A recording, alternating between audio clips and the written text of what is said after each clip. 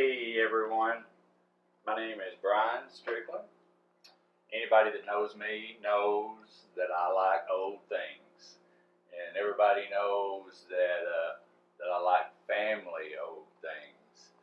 And so, thanks to my great grandmother and my grandmother and my aunt being hoarders, I have accumulated a lot of family old things. So I got worried that after I'm gone, nobody's going to know where all this stuff come from. So I had the idea, and my oldest son, Jared, is helping me do it. We're going to make videos, and I'm going to go around and talk about and show all this old family stuff. So when I kick the bucket, we can leave this, and at least the information will be there. So I'm in the kitchen, in mine and Harry's kitchen. Harry said he wasn't going to participate. He's going to be quiet on the set. So I'm in our kitchen, and if you look up here on top of the cabinets, you're going to see a whole lot of old stuff.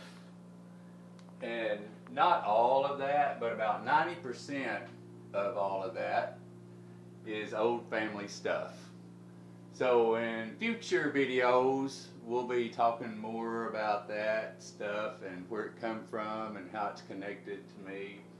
And but today, I wanted to talk about this old wooden shortwave broadcast radio.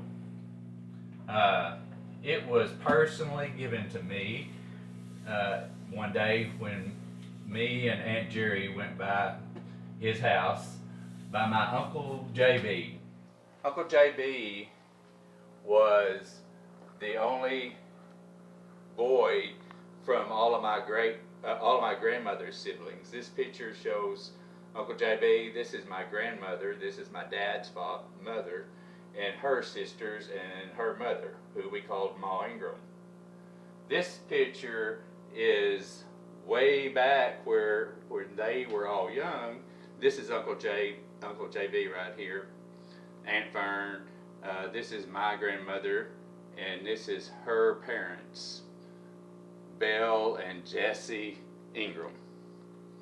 So, going back to the story, Aunt Jerry and I had stopped by Uncle JB's one day on our way back from Jonesboro or something. I don't remember what it was.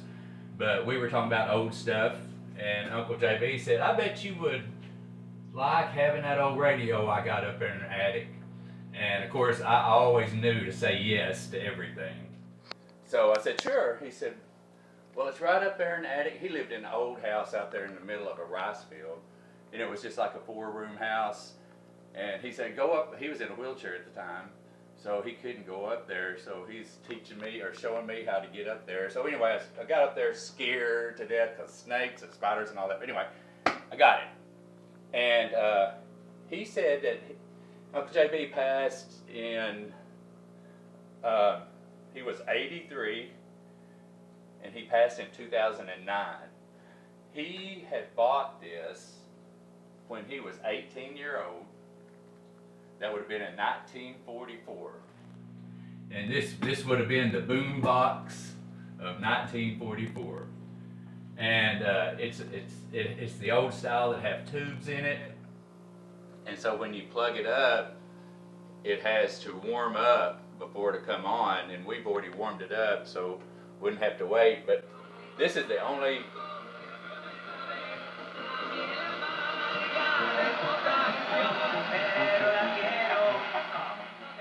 that's the only thing I could get dialed in today.